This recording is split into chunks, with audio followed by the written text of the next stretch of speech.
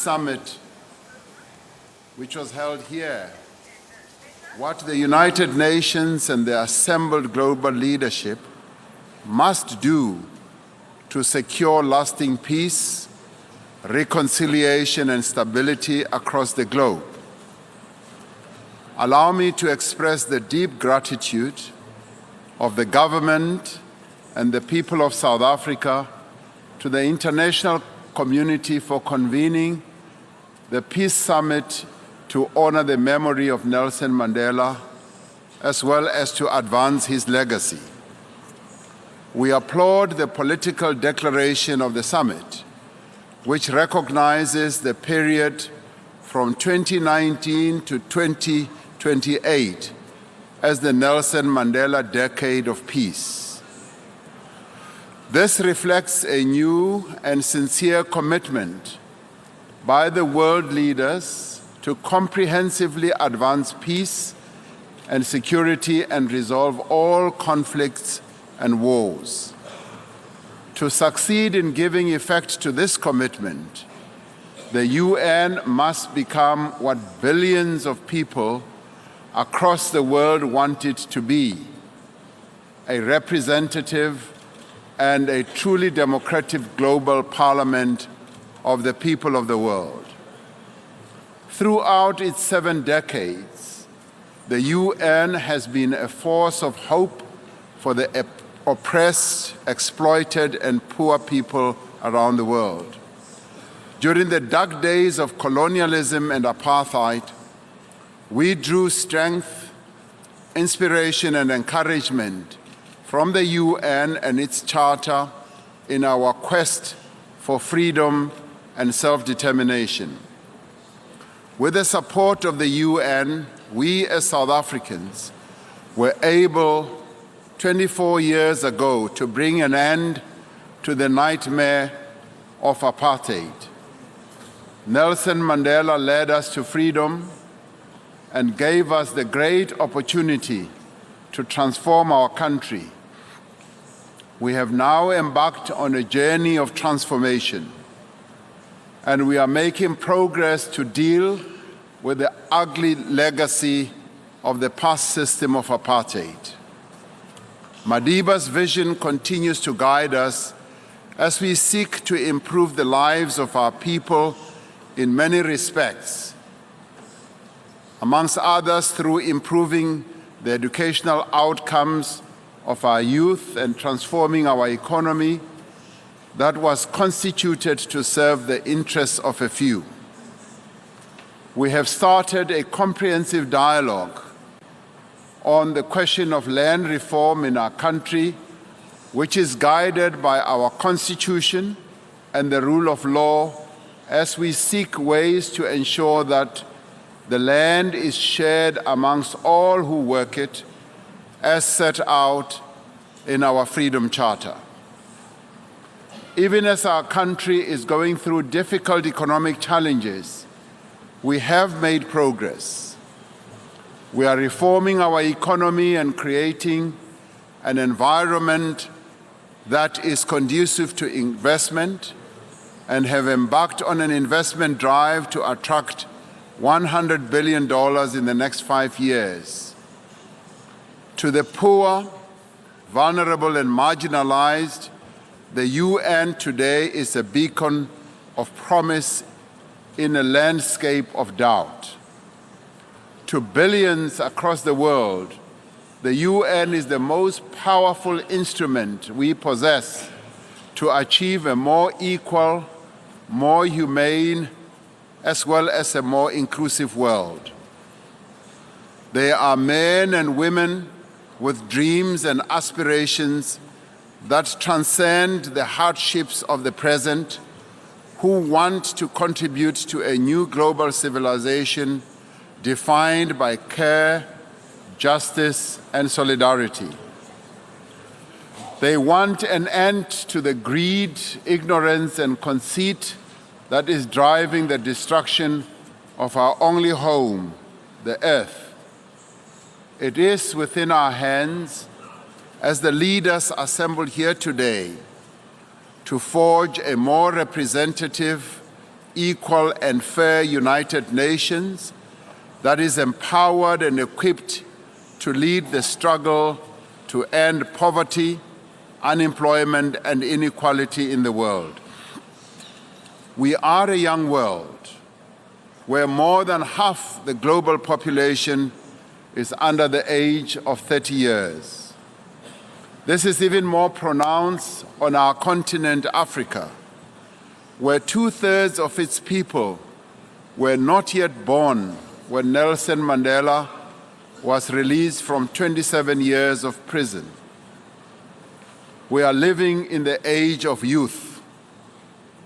This places a responsibility on us as leaders not only to put the interests of young people at the center of our efforts, but also to empower women and young people to be more prominent in directing the course of global affairs. It is young people who are fighting the wars that we started. It is women who are bearing the brunt and hardships of the wars that continue to destroy their lives and their families. As we speak, young lives are being lost and futures are being destroyed. There is an urgency to the measures we must take to end conflict and war. Not only must we stop the death, destruction, and human suffering that is visited daily on millions of people, but we must act with purpose to prevent the loss of another entire generation to its aftermath. We must accept our shared responsibility and our shared interest in ending conflict and using the outcomes of the Nelson Mandela Peace Summit to empower the United Nations to be a more effective instrument for mediation, peacekeeping, and post-conflict reconstruction. Our resolve to end ongoing conflicts and our determination to root out terrorism must be matched by action and by the appropriate deployment of resources. We must act with the same urgency to resolve some of the world's most protracted and intractable disputes. The fact that the people of Palestine have endured occupation and suffering for nearly as long as the United Nations has existed makes their plight no less pressing, nor their suffering any less acceptable. We must similarly intensify our efforts to secure the right of the people of Western Sahara to self-determination and full national sovereignty. One of the greatest challenges to the achievement of global prosperity and development is the continued exclusion of millions of women and young people from meaningful economic participation. It is therefore vital that we deploy every means at our disposal to address youth unemployment and ensure universal access to educational opportunities that are appropriate to the changing world of work. We need a deliberate program to ensure that the digital revolution, which carries such great potential for both disruption and empowerment, is effectively harnessed to promote social justice as well as human progress. The call to leave no one behind requires that we strengthen the institutions of global governance and make them more responsive to the needs of young people, particularly in the developing world. Institutions like the United Nations, the World Bank, IMF, and the WTO need to be reshaped and enhanced so that they may more effectively meet the challenges of the contemporary world and better serve the interests of the poor and marginalized around the world. Reform of the United Nations, and particularly its Security Council, is a priority if we are to give full meaning and effect to the values and the principles enshrined in the United Nations Charter. We must resist any and all efforts to undermine the multilateral approach to international trade, which is essential to the promotion of stability and predictability to the global economy. The history of the global economy informs us that no country can prosper at the expense of all others, and that no people can hope to live in comfort as well as in security for as long as millions of others languish in poverty. It is therefore essential that we take collective responsibility for the development of all nations and for the improvement of the lives of all people.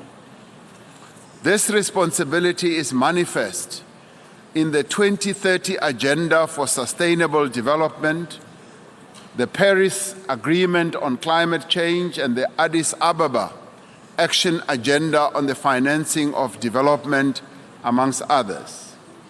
Together, they represent our common commitment to tackle poverty, underdevelopment, and environmental degradation.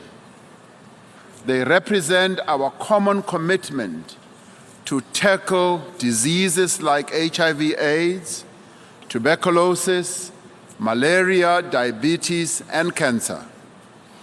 Our task as global leaders is to pursue the policies that are required to turn intent into implementation and mobilize the resources needed to turn implementation into impact. Your Excellencies, as Africans, we have made significant strides in addressing the challenges that have confronted our continent over many decades. We continue to vigorously implement our commitments contained in the African Union Agenda 2063, which is our collective plan as Africans to rid our continent of underdevelopment, poverty, and conflict, and to improve democratic governance, the rule of law, and the promotion of human rights. We have reached agreement recently on the establishment of an African continental free trade area, which will fundamentally transform African economies, giving rise to a new industrial age on the continent. We are working to silence the guns in Africa by 2020, to bring an end to conflicts that have cost the lives of millions of our people, displaced more, and stunted economic growth and human development. As the continent with the youngest population in the world, Africa has the potential to be the next great frontier for global growth and development. With effective investment in education, improved healthcare, good governance, and greater economic integration, Africa has the potential to develop its productive capacity on a scale and at a rate that will lift tens of millions out of poverty. The youth of Africa are poised to transform their continent. As the people of South Africa, we are committed to be part of this transformation. From the ashes of a system that was described by the UN General Assembly as a crime against humanity, we are building a new democratic nation, united in its diversity. We are working to correct the injustices of our past and to build a society that is free, inclusive, and sustainable. We are pursuing an economic path that draws on the resources and capabilities of all our people to eradicate poverty, unemployment, and inequality. We are determined through our international relations to be a force for progress, for good, for peace, and global equality, and will continue to advance the interests of the African continent and the global South. Allow me to conclude by once more drawing on the wisdom of Nelson Mandela when he said, open quotes, "Sometimes it falls on a generation to be great," close quotes.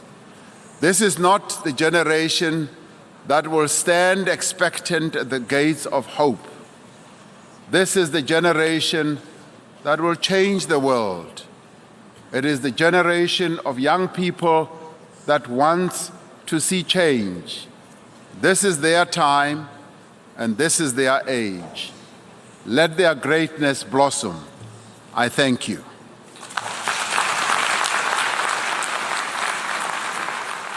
And there we have it. President of South Africa, Mr. Cyril Ramaphosa, of course, delivering his very, very first maiden address as head of state, echoing the sentiments there of poverty as well as alleviation and making sure that Africa does its part in alleviation and efforts with regards to peace, with regards to terrorism on the continent, as well as land and economic reform.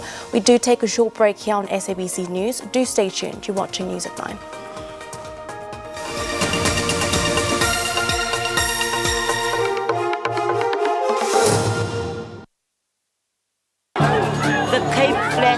Is under siege by the gangsters, by the drug dealers. The community here say at this point in time they have had enough. The end of the day, what is happening? The police do nothing. The doctors get lost. We are sick and tired of this. We want the government to take note of us. Talk to us about this symposium. It's a national call for black people to come and have a conversation about the black condition. We have realized that after all that suffering, black people are still going through economic frustration. We also believe that heritage should be there to bring black and white together. We're not against the idea of rainbowism.